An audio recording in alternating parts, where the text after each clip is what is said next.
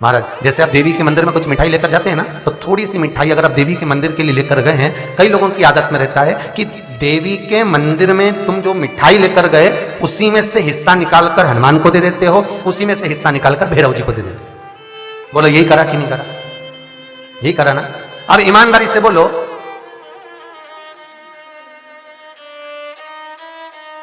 कि तुम्हारी मम्मी ने तुमको एक साड़ी दी, ठीक है, समझ लेना हो, और साड़ी तुमको दी, और दो बहन जिस गांव में तुम रहती हो उसी गांव में तुम्हारी दो बहन और रहती है, और तुम्हारी मम्मी ने कहा ला तेरी वो साड़ी ला जाए। अब साड़ी किसको दी थी?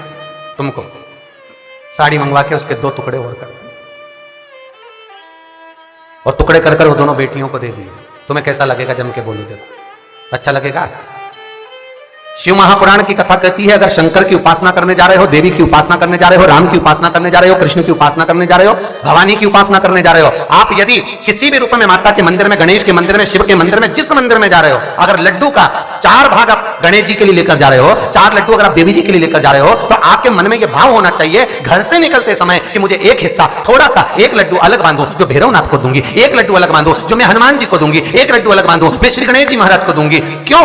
क्योंकि उसका फल जितने देवता के लिए घर से इच्छा लेकर, आकांक्षा लेकर, गिफ्ट लेकर, कोई वस्तु लेकर, कोई फूल लेकर, कोई सामग्री लेकर हम जितने देवता के लिए जाते हैं, उतना ही फल हम 1000 गुना लेकर आते हैं। और तुम एक के लिए लेकर गई, उसी में से लड्डू बचा के गणेश जी को दे दिया, उसी में से लड्डू बचा के पार्वती जी को चढ़ा दिया, उसी में से लड्डू लेकर तुमने ये देवता को दे दिया, उसी में से लड्डू लेकर वो देवता को दे दिया। अब इतने में सबको दे दिया, तो फिर यही तो सीधी बात है कि तुमने तुम्हारे वही 500 रुपए में से 20-20 रुपए ये भांजे को, 20 रुपए उस भांजे को, उस भांजे को, सबको दे दिए। तो फिर भाई पैरावनी भी एक ही लगेगी, भाई क्यों देगा? लेके तो 500 रुपए के इतने टुकड़े कर दिए तूने, वो 500 रुपए का तू भी रख ले, तू भी रख ले, तू भी रख ले। और जब मायरा भरने की बारी आई और मम्मी ने कहा चोरी का मायरा भरना है, सब छोरा पैसा इकट्ठा कर, छोराओं ने भी कह दिया जब वो एक 500 का नोट में 10 हिस्सा कर दे तो मायरा तुम भरो, हम सब खड़े हो जाए, हिस्सा सबका। और अगर बहन को निभाना है, मायरा चारों भाई से भरवाना है, तो बहन को प्रेम भी चारों को लुटाना पड़ेगा। बहन को चारों भाइयों के प्रति उतना ही प्रेम रखना पड़ेगा जितना एक के प्रति रखा। भैया कैसा है? बढ़िया, ले मैं भतीजों के लिए सामान लाई, तो भाई को लगेगा, भाभी को लगेगा, बताओ हर बार आती है चीजें कुछ ना कुछ लेके आती है। तो अगर आप माँ कह भी दे कि सबको मायरा बनना है, तो भी भाई कह देगा सुनो मेरी तरफ से मैं अलग से ले आऊंगा, सब सामान लाऊंगा, तुम्हें जो ले जाना ले जा। फिर जो दूसरा भाई कहेगा तुम चिंता मत करो मैं अपना ले आऊंगा, वो मम्मी तुझे जो करना कर, हम अपना ले, तो सब अलग अलग देंगे। अब तुमने एक ही डब्बे में से सबको निपटाया, तो भगवान ने भी एक ही दिया, ले 5000 ले जा। दुकान चलेगी तो सरी जा 10,000 रुपए कमा भी लेगा, पर तुम 10 ही कब तक कमाओगे रे? सारी सेवा तुम लोग कर लेते हो, पर तुमको ईमानदारी से तो ना तो भोग लगाना आता, ना सेवा करना आती, और ना देवताओं से कुछ लेना आता। जिस दिन तुम शिव पुराण का एक एक क्रम सीख गए, भगवान भी चक्कर में पड़ जाएगा कितनी चतुर हो गई है, बता आपकी बार डब्बा अलग अलग लाई है, मतलब अब सबको देना पड़ेगा। अब अभी तक तो भगवान ही निपटा देते थे, चल एक जगह दे गई तो एक ही जगह कर दी।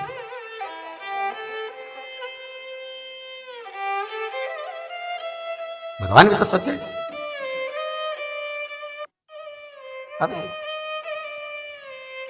भले थाली एक लेकर जाओ मना नहीं, पर उसमें अगर आप भैरव राज को दे रहे हैं, हनुमान जी को दे रहे हैं, गणेश जी को दे रहे हैं, पार्वती जी को दे रहे हैं, तो भाग थोड़ा लेकर घर से ही ये भाव लेकर दे कि मुझे उस मंदिर में और भी देवता है, मेरे को सबको भोग लगा, मैं सबके लिए लेकर दूं। जब समय आएगा तुम सबके लिए लेकर जा रही हो, तो सब भी तो तुम्हारे लिए लेकर आएंगे, सब देंगे। हम सुनते हैं, करना भी चाहते हैं, पर कई बार कई माताएं कहती गुरुजी हम तो बहुत मेहनत करते हैं जी, फल कुछ नहीं मिले। हमने कहा क्या क्या, हम तो खूब सेवा करें, अगरबत्ती भी लगाएं, धूप बत्ती भी लगाएं, इत्र भी लगाएं, शंकर जी के मंदिर भी जाएं, 2 अगरबत्ती भी लगाएं, पानी भी चढ़ाएं, 2 दही भी चढ़ाया, पर भोलेनाथ तो हमारा सुने ही नहीं। और कैसे नहीं सुने?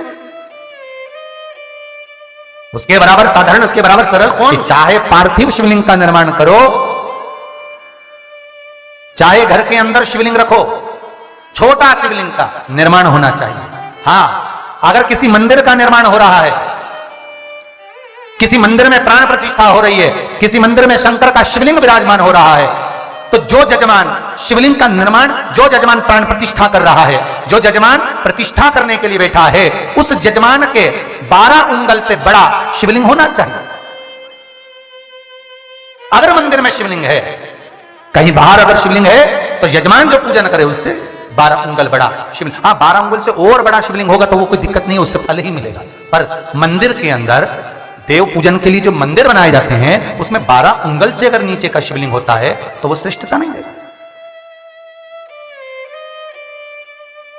12 उंगल से बड़ा शिवलिंग का फिर निर्माण करो महाराज। उससे बड़ा होगा चल जाएगा, उससे और बड़ा होगा चल जाएगा, और उससे छोटा जो जजमान प्राण प्रतिष्ठा कर रहा है, जो जजमान प्रतिष्ठा कर रहा है तो पंडित भी कर देते हैं, ब्राह्मण चतुर कर देते हैं, ये शिवलिंग छोटा है, इतना बड़ा नहीं चाहिए, उससे बड़ा होना चाहिए। जो जजमान पूजन करे उसको उसका फल मिले,